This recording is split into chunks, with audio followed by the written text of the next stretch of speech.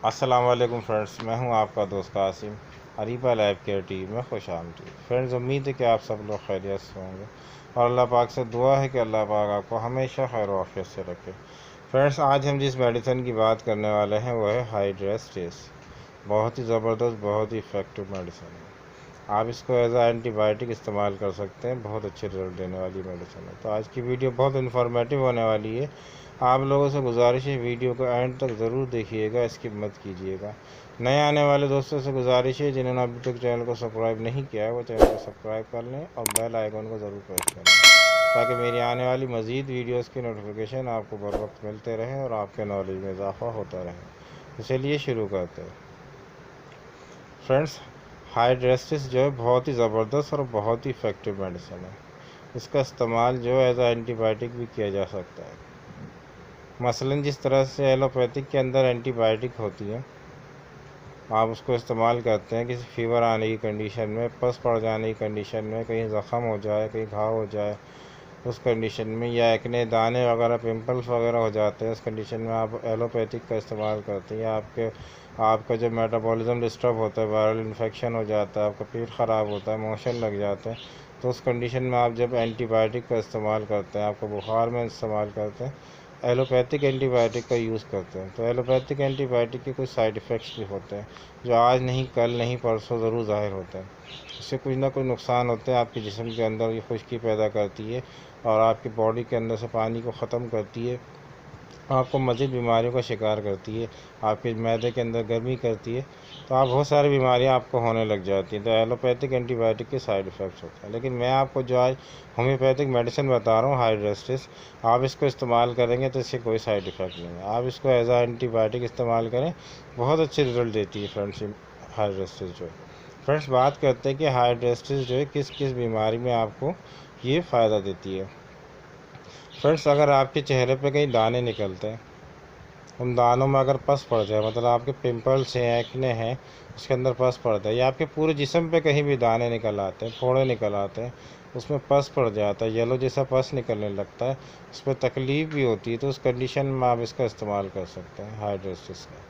Hydrastis जो है इस कंडीशन में बहुत ज़बरदस्त है, बहुत ही इफेक्टिव मेडिसिन है, बहुत जल्दी आपको आराम देगी।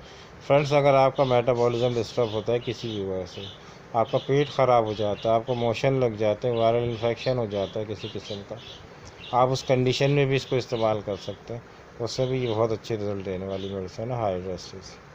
फ्रेंड्स, आपको अचानक फीवर आ जाता है, बुखार की कंडीशन हो जाती है, आपका टेम्परेचर इंक्रीज़ होने लगता है, अचानक फिर वायरल इन्फेक्शन होता है आपको, उसकी वजह से फ़ीवर आता है, कोई बैक्टीरिया की वजह से आपको फ़ीवर आता है, तो आप एंटीबायोटिक यूज़ कर सकते हैं, मतलब हाइड्रेस्टिस यूज़ कर सकते हैं।